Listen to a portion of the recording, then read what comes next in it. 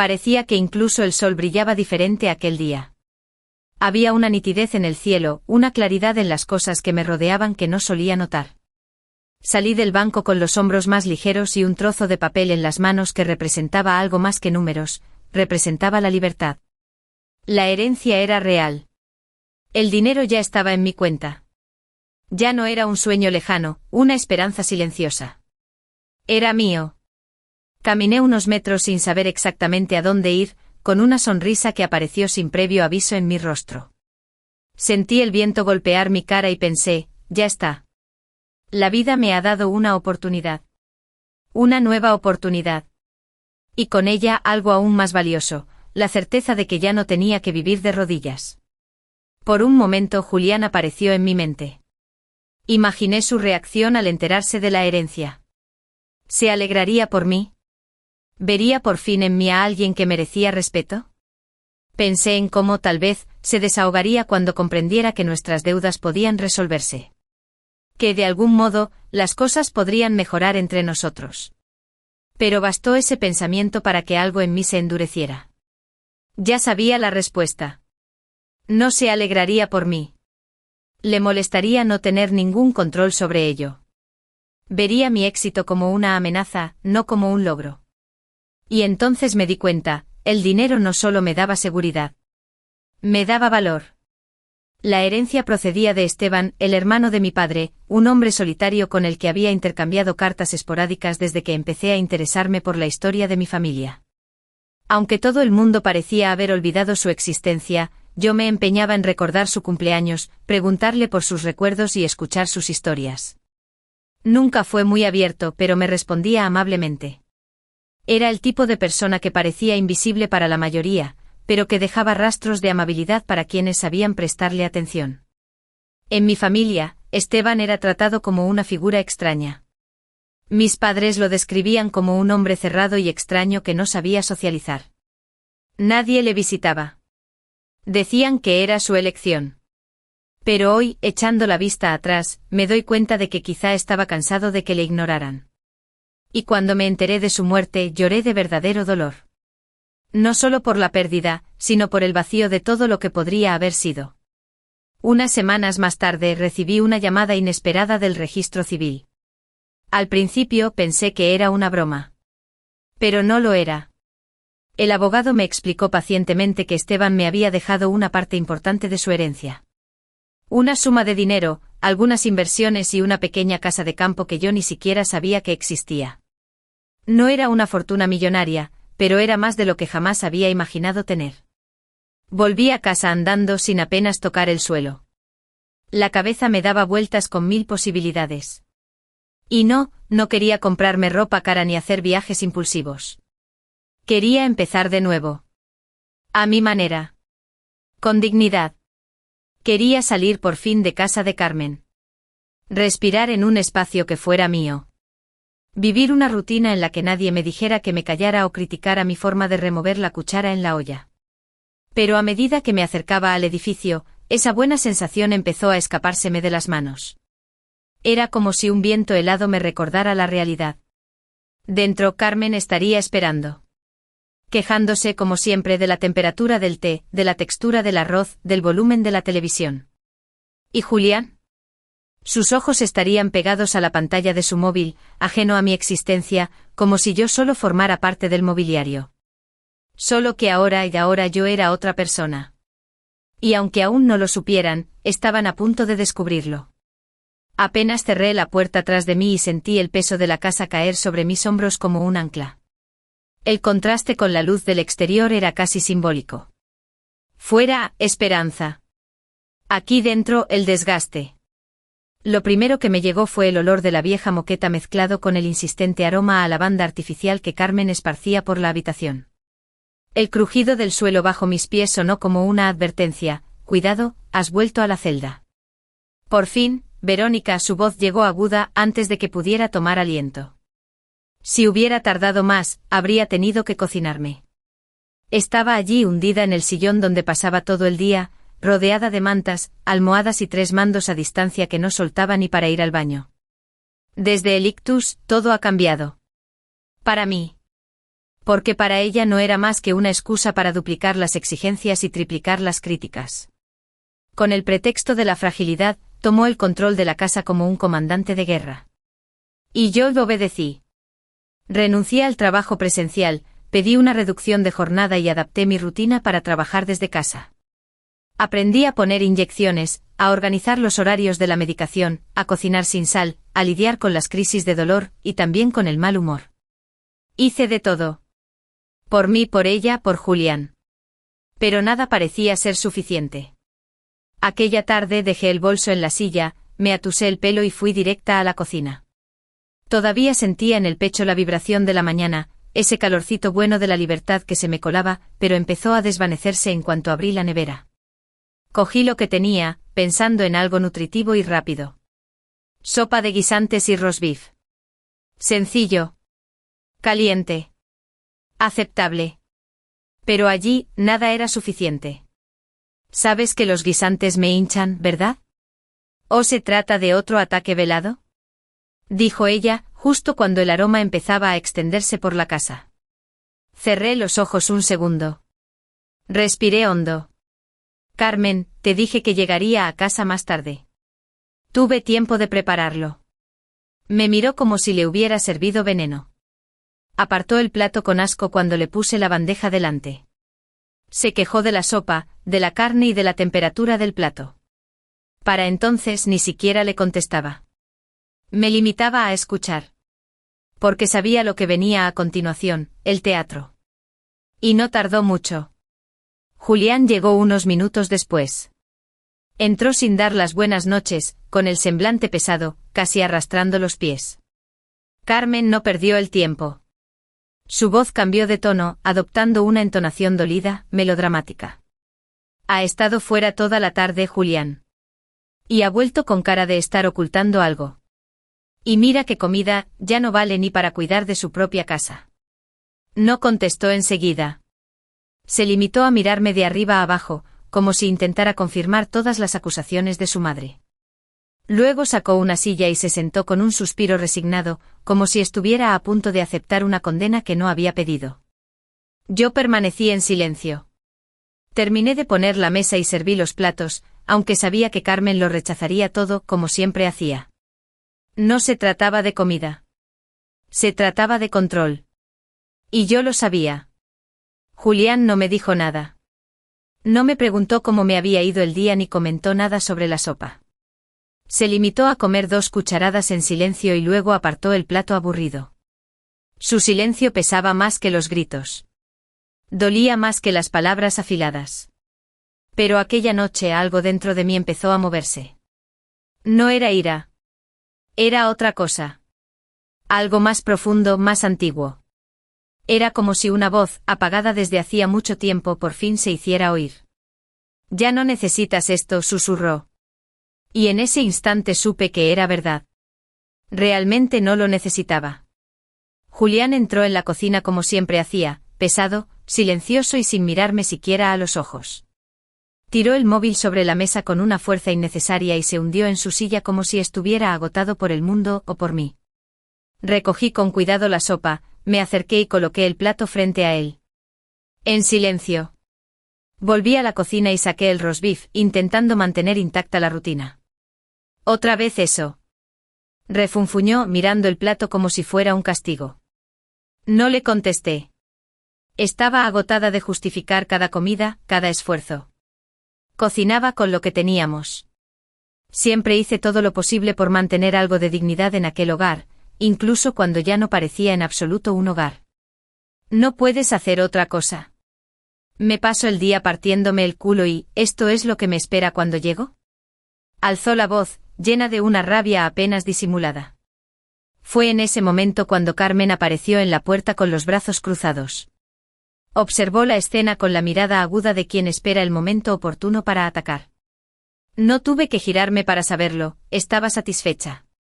Era el tipo de tensión que le gustaba ver. Esa en la que yo siempre salía como el malo. Julián cogió la cuchara, removió la sopa con desprecio, como si remover el caldo fuera una forma de castigarme. Luego, sin previo aviso, la golpeó contra la mesa. La cuchara rebotó y el caldo salpicó por todas partes. El ruido resonó en toda la cocina. Me detuve con el paño de cocina en la mano, intentando mantener el control. ¿Para eso traigo dinero a casa? ¿Para que me traten como basura? ¿Crees que esto es comida, Verónica? La frase quedó flotando en el aire. Me quedé paralizada. Por un momento pensé que iba a parar ahí. Pero no lo hizo. Se levantó, agarró el plato con las dos manos y lo tiró. Con fuerza. La sopa voló hacia mí golpeándome en el pecho, en la cara, por las mangas de la blusa y en el suelo. Silencio. Ni siquiera Carmen dijo una palabra. Me quedé allí un segundo intentando comprender lo que acababa de pasar.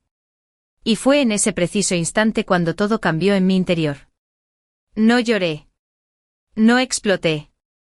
Respiré hondo, tiré el paño en el fregadero y salí de la cocina. En el dormitorio fui directa al espejo. Estaba sucia, olía a verduras y a humillación. Pero mi mirada estaba tranquila. Por primera vez me vi como alguien que podía elegir. Que tenía un camino. Y empezaba en ese mismo momento. Cogí una pequeña maleta, metí algo de ropa, documentos, mi portátil, el cargador. Nada más que lo esencial. Lo necesario para empezar de nuevo. Fuera oí a Julián subir el volumen de alguna canción en su móvil. El fuerte sonido llenó el piso de una agresión silenciosa. También se oía la puerta de la nevera pateada o golpeada. No me importaba. Estaba más allá del ruido. Más allá de la ira. Cuando salí del dormitorio, Carmen me miraba desde el salón. Su mirada era mitad sorpresa, mitad veneno. ¿A dónde vas así vestida?, dijo con ese tono seco suyo. A cualquier sitio donde no te caiga sopa en la cara, respondí. Cerré la puerta tras de mí. No llamé a la puerta. Simplemente la cerré. Y fue como cerrar un círculo. Sentí un escalofrío recorrerme la columna vertebral, pero esta vez fue bueno. Un escalofrío de liberación. Saqué el móvil y con los dedos aún temblorosos, reservé una habitación de hotel para unos días. Aún no sabía lo que me esperaba, pero no importaba. Era libre. Esa misma tarde me llamó. El nombre de Julián apareció en la pantalla como un fantasma. Contesté. ¿Dónde estás? ¿Vienes a casa? No. Voy a pedir el divorcio. Y no voy a volver. Estás bromeando, ¿verdad? Después de todo lo que he hecho por ti. Es exactamente por eso. Porque lo recuerdo todo. Cada palabra, cada mirada, cada plato lanzado. Y ahora, gracias a Dios, puedo elegir no volver a vivirlo. Colgué. Y esta vez no hubo lágrimas. Ni culpa. Ni miedo. Solo paz. En los días siguientes, no hubo tiempo para el arrepentimiento. Ni espacio para la duda. En cuanto cerré la puerta a aquella vieja vida, empecé a construir una nueva. Utilicé parte de mi herencia para alquilar un piso pequeño pero acogedor. Organicé con calma mis finanzas y reactivé mi contrato a tiempo completo con la empresa. La estabilidad con la que había soñado aparecía por fin, no como un lujo sino como un derecho. La libertad era cruda, sí. A veces daba miedo. Pero también era palpable, viva, mía. Por primera vez en mucho tiempo podía decidir mi horario, mi ropa, mi destino. Nadie me mandaba callar, nadie controlaba lo que comía, lo que hacía o dónde estaba. Y el silencio que antes me aterrorizaba se convirtió en mi mejor aliado. Despertarme sola era casi terapéutico.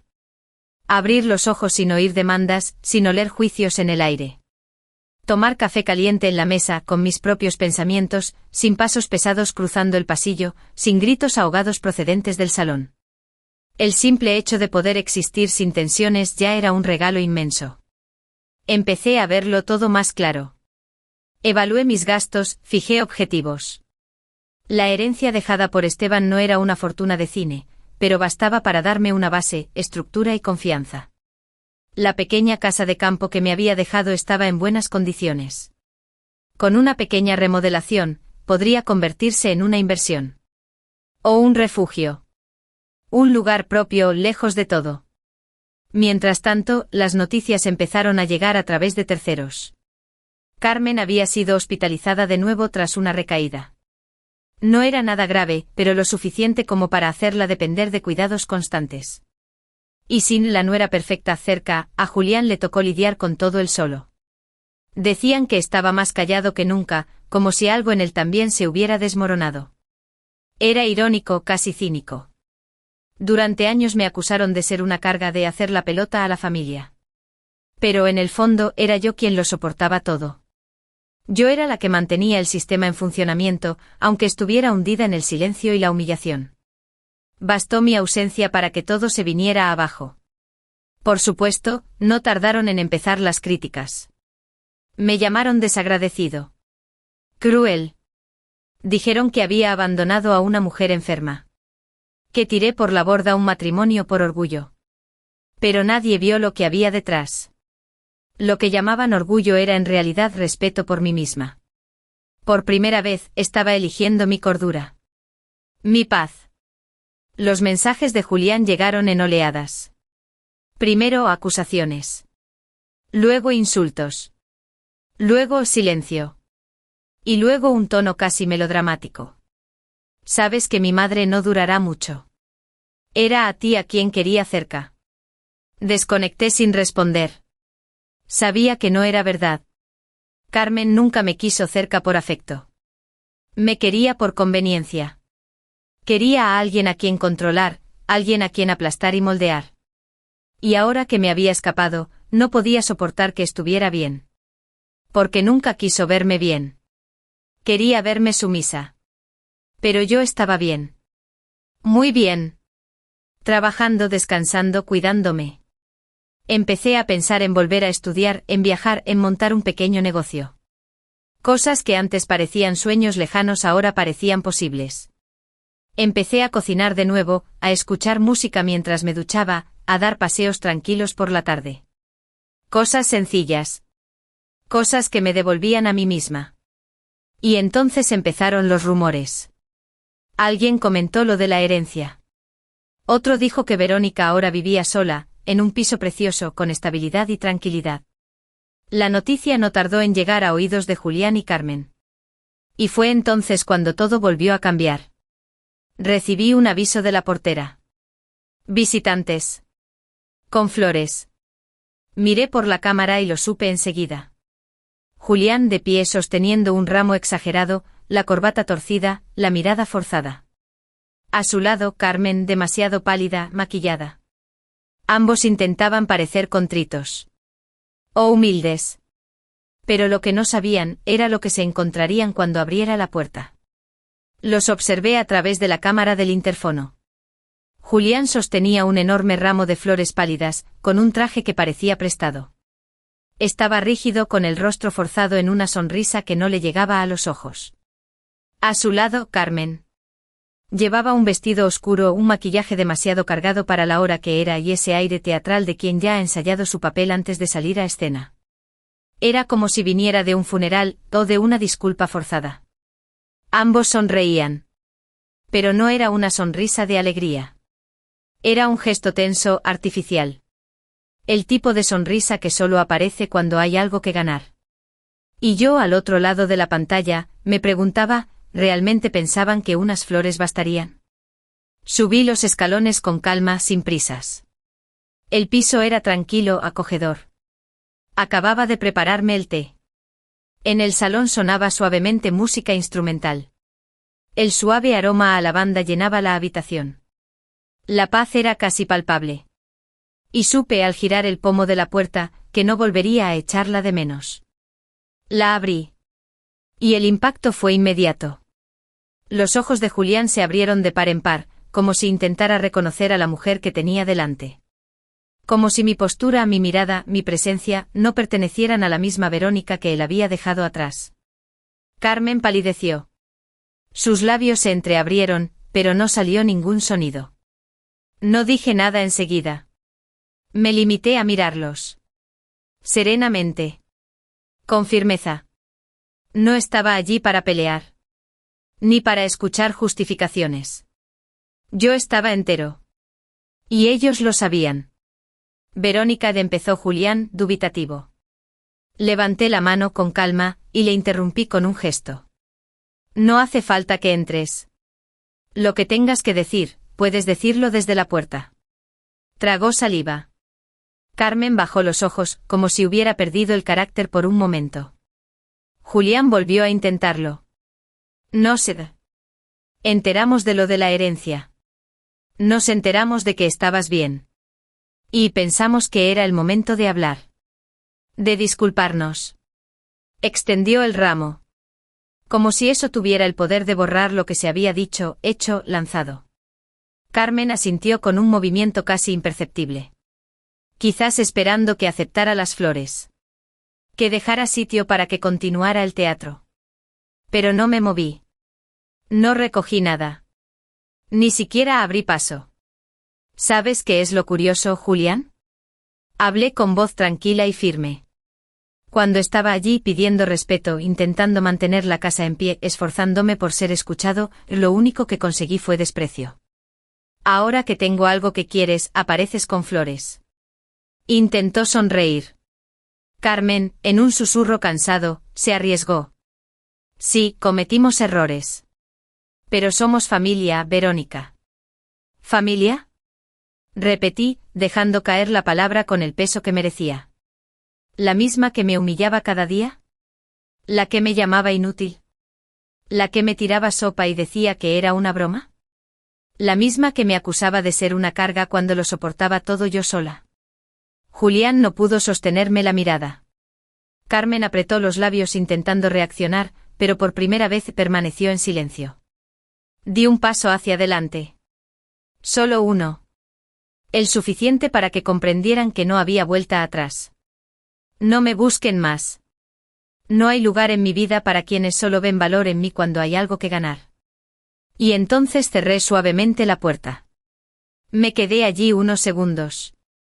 Se oyó el sonido sordo de un puño golpeando la pared. Luego cayó algo. Tal vez el ramo. El ascensor se abrió. Silencio. Volví a entrar. Recogí mi taza, aún caliente. Me senté en el sillón del salón. Respiré hondo. A través de la ventana, la ciudad seguía viva, indiferente. Pero dentro de mí, algo se había cerrado para siempre. En ese momento me di cuenta de que perdonar no es abrir la puerta a alguien que te ha hecho daño. Es cerrarla. Y mantenerse firme. No era libre por la herencia. Era libre porque por fin me había elegido a mí misma. Si te ha gustado esta historia y quieres seguir otras como esta, no olvides suscribirte al canal. Activa la campana para no perderte ningún vídeo.